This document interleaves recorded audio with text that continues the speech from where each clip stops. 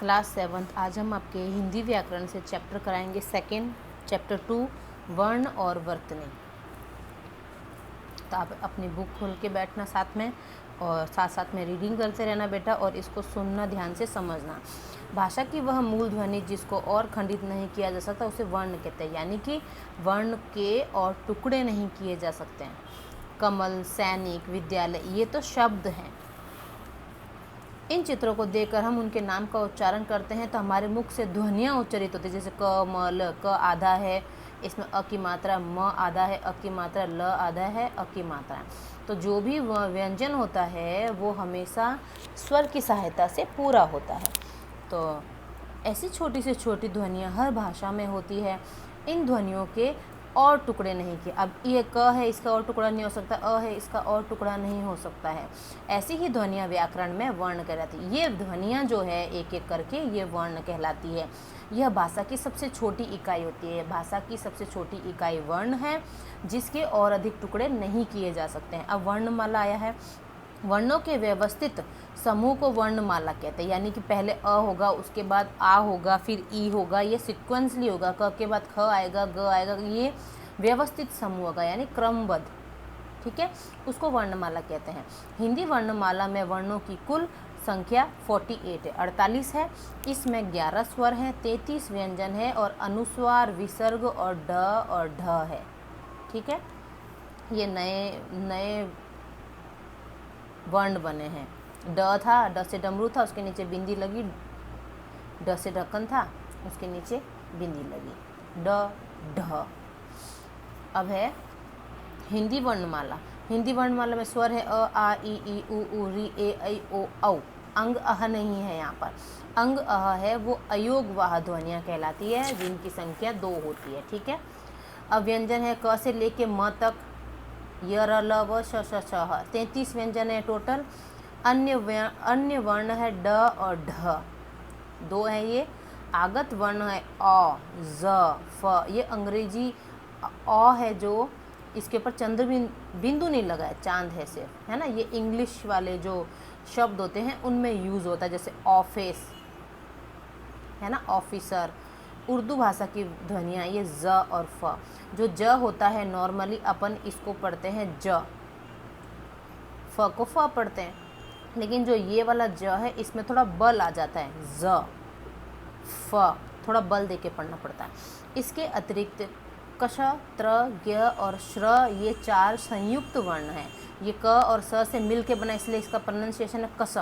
ये त्र, त और र, त्र, ज और ज्ञ, न खाली है ना ये, तो ये हो जाएगा, इसको बोलते हैं ज्ञ से ज्ञानी बाबा बोलते हैं, इसको हम ज्ञ बोलते हैं, इसका प्रोनाउंसिएशन होता है ज्य। और श्र, श्र, श और र मिल के श्र बनाए। अभी आया है वर्णों के भेद। वर्णों के भेद है स्वर है, व्यंजन है और अयोगवाह ध्वनियाँ हैं। स्वर क्या होता है? जिन वर्णों का उच्चारण करते समय किसी अन्य ध्वनि की सहायता नहीं ली जाती, यानी कि स्वर होते हैं वो स्वतंत्र रूप से यूज़ होते हैं। और हवा मुख में बिना रुके बाहर आ जाए उन्हें स्वर कहते हैं, यानी इसका प्रोनाउंसिएशन करने में कहीं पर भी जीभ है वो मुंह में टच नहीं होती। अ, आ, ई, निर्बाध रूप से ये स्वर निकलते हैं। स्वरों के भेद है ऋस्व स्वर, दीर्घ स्वर, प्लुत स्वर। ये 3 प्रकार होते हैं स्वर के। ऋस्व स्वर शॉर्ट वॉवल्स होता है। जिन स्वरों के उच्चारण में कम समय लगता है उनको ऋस्व स्वर कहते हैं, जैसे अ, ई, उ, री। इन्हें मूल स्वर भी कहते हैं। ऋस्व स्वर का नाम मूल स्वर भी है। दीर्घ स्वर लॉन्ग वॉवल्स होते हैं। जिन ध्वनियों का उच्चारण करते समय ऋस्व स्वरों से इन स्वरों से दुगना समय लगता है। जैसे इसी का भाई अ छोटा भाई है, यहाँ आ छोटी बहन है, ई ये बड़ी बहन यहाँ बैठी है, ई। ऊ छोटा भाई, ऊ बड़ा भाई। ये री यहाँ पर है, ए, आई दोनों छोटे बड़े भाई यहाँ हैं, ओ, औ दोनों छोटे बड़े भाई यहाँ पर। ठीक है, दीर्घ स्वर है ये। अब प्लुत स्वर, लॉन्गर वॉवल्स। जिन स्वरों का उच्चारण करते समय ऋस्व स्वरों से लगभग तिगुना समय लगता है उनको प्लुत स्वर कहते हैं। मान लो ऋस्व स्वर में 1 सेकेंड लगता है तो प्लुत स्वर में 3 सेकेंड लगेंगे। ठीक है, प्लुत स्वरों का उच्चारण मंत्रों को पढ़ने में तो नहीं बोलते, ओम, भूर्भुवः ऐसा, इसमें प्लुत स्वरों का प्रयोग होता है, पुकारने के समय होता है। जिस स्वर का प्लुत स्वर के रूप में प्रयोग होता है उसके आगे हिंदी की गिनती ये वाला 3, ऐसे हिंदी की गिनती 3 लिखी जाए, इसका चिन्ह है ये प्लुत स्वरों के आगे। जैसे ये ओम बोलते हैं ना अपन, तो ये चिन्ह लगाया तो ये प्लुत स्वर हो गया। जैसे किसी का नाम बोला बिटिया, तो ये लगाया तो लॉन्ग स्वर खींचते हैं इसको। अब ये है स्वरों की मात्राएं। स्वरों के चिन्ह निश्चित होते हैं, इन चिन्हों को मात्रा कहते हैं। ठीक है, व्यंजनों को बोलने में शब्द बनाने में मात्राओं का प्रयोग, जो व्यंजन का प्रोनाउंसिएशन करते हैं हम, उसमें भी मात्राओं की सहायता ली जाती है। अब जैसे ये अ है, अ की कोई मात्रा नहीं थी, क में अ की मात्रा लग जाएगी तो क बन जाएगा। आ की मात्रा है, क में अगर आ की मात्रा लग का, ई है, ई की मात्रा लग जाएगी ई। ये बारहखड़ी पढ़ी ना तुम लोगों ने, वैसा है ये। अब है अनुस्वार और अनुनासिक। अनुस्वार होता है वो बिंदी होती है, अनुनासिक होता है वो चंद्र बिंदु होता है। अनुस्वार क्या होता है? जिन स्वरों का उच्चारण नाक की सहायता से होता है उन्हें अनुस्वार कहते हैं। इसका चिन्ह शीर्षक है बिंदी है, बस ऊपर, जैसे गंगा में ये बिंदी लगी है, ये अनुस्वार है। अनुनासिक है जिन स्वरों का उच्चारण मुख और नासिका की सहायता से किया जाता है उन्हें अनुनासिक कहते हैं। अनुनासिक का चिन्ह है चंद्र बिंदु, जैसे आंख के ऊपर, दांत, हंसना, चंद्र बिंदु। अब व्यंजन। व्यंजन क्या है? जिन वर्णों का उच्चारण करते समय स्वर की सहायता ली जाती है। ये स्वतंत्र रूप से नहीं बोले जाते क्योंकि इनको प्रोनाउंस करने के लिए स्वरों की सहायता ली जाती है। मुंह में रुक कर बाहर आती है हवा। हवा है जो कंठ में, गले में और मुंह में कहीं ना कहीं टच होकर आती है, वो व्यंजन कहते हैं उनको। अब व्यंजन के भेद हैं। व्यंजन के 3 भेद है: स्पर्श व्यंजन, अंतःस्थ व्यंजन और ऊष्म व्यंजन। ठीक है, स्पर्श व्यंजन क्या होता है? जिन वर्णों का उच्चारण करते समय हवा कंठ में, तालु में यानी तलवे में, मसूड़ों में, दांत में, होंठों को स्पर्श करती हुई बाहर आती है, उन्हें स्पर्श व्यंजन कहते हैं। इनकी संख्या 25 है। क से लेकर के म तक जो भी वर्ण बोले जाते हैं वो कहीं ना, उनका प्रोनाउंसिएशन करने में कहीं ना कहीं हवा होती है, जीभ होती है, वो कहीं ना कहीं मुंह में टच होती है। जैसे क, ख, ग, घ, ड़, ये कंठ से ध्वनियाँ निकलती है ना।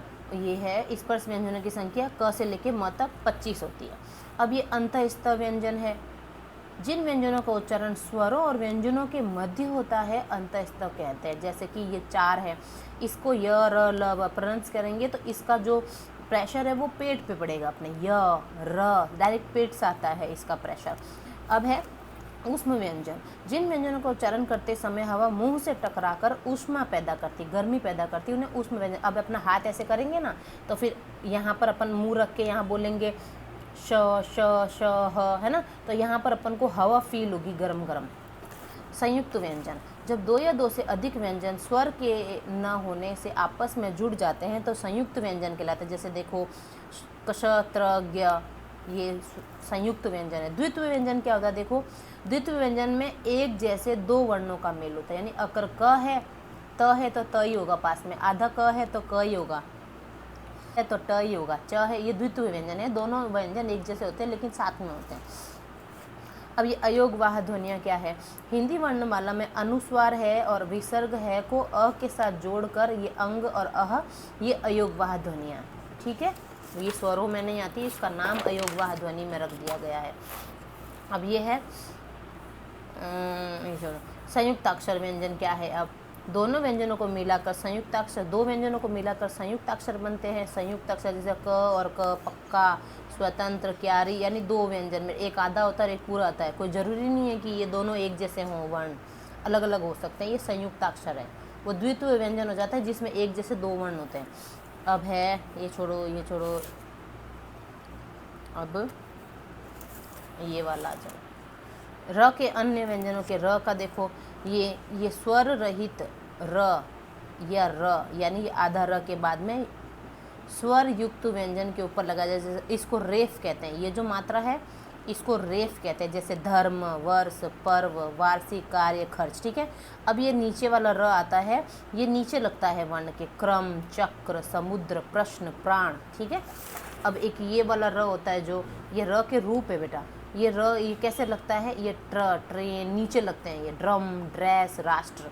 ठीक है, अब ये है वर्तनी और वर्ण विच्छेद।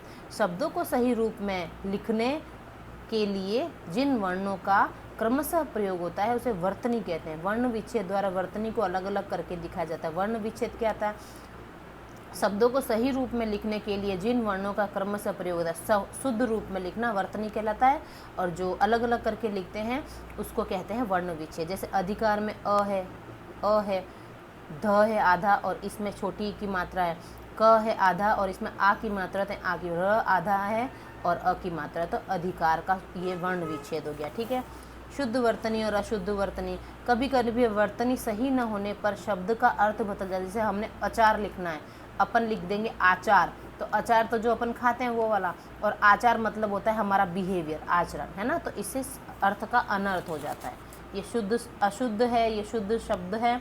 आज़ाद लिखते हैं, आज़ाद नहीं। जैसे कभी आप लोग मात्राओं की मिस्टेक कर देते हो तो उससे अर्थ मीनिंग ही चेंज होता है, सामाजिक नहीं होता है, सामाजिक होता है। अतिथि, अतिथि, थ में भी छोटी की मात्रा। दवाई यहाँ है, यहाँ चंद्र बिंदु लगता है तो ये बड़ी ई की मात्रा नहीं होती। मैंने बताया था या और चंद्र बिंदु लगता है तो इससे पहले जो बड़ी की मात्रा होती है वो छोटी ई में बदल जाती है। तो ये पढ़ लेना बेटा, ये शुद्ध और अशुद्ध वाला। अब ये आ जाते हैं फिलप्स में। वर्णों के व्यवस्थित समूह को क्या कहते हैं? वर्णमाला। वर्णों के व्यवस्थित समूह को वर्णमाला। सबसे छोटी ध्वनि जिसके और टुकड़े नहीं हो सकते उसको क्या बोलते हैं? वर्ण। ठीक है। अब ये है जिन स्वरों का उच्चारण करते समय सबसे कम समय लगता है, ये यहाँ से ह बना के ये अंदर रख। ऋस्व स्वर। डैश स्वरों के उच्चारण में ऋस्व स्वरों से लगभग 3 गुना समय लगता है। प्लुत स्वर। जिन व्यंजनों का उच्चारण स्वरों और व्यंजनों के मध्य में होता है उन्हें अंतस्थ कहते हैं।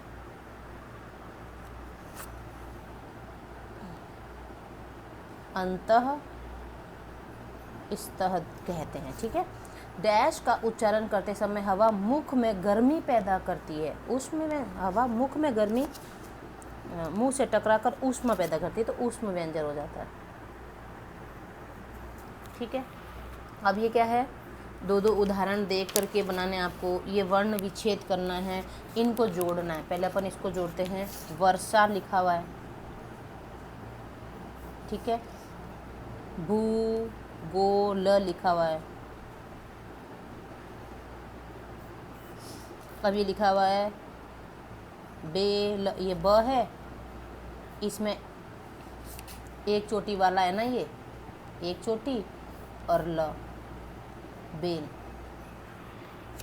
ठीक है। च म मच, चम्मच लिखा हुआ है। अब ये है प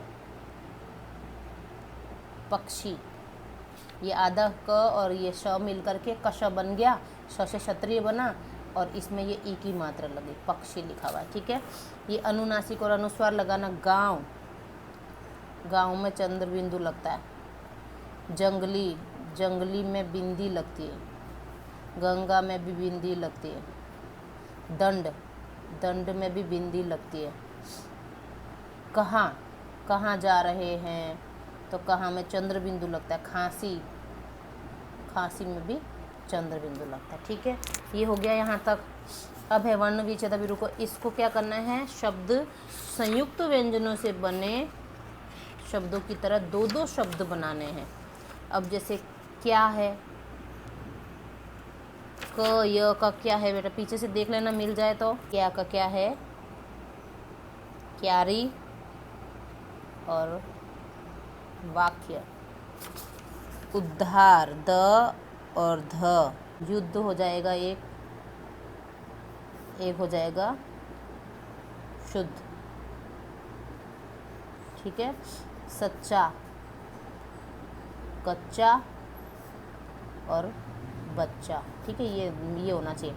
प य प्यारा, एक तो प्यारी कर दो, एक कर दो प्यास। च छ, अच्छा तो लिख दिया यहाँ पर। अच्छा, अच्छा के बाद एक लिख दो अच्छाई, अच्छाई और एक लिख दो म च छ और र। ठीक है। मच्छर हो गया। न्याय, एक हो जाएगा अन्याय, एक न्यारी लिख देना। न्यारी प्यारी है ना।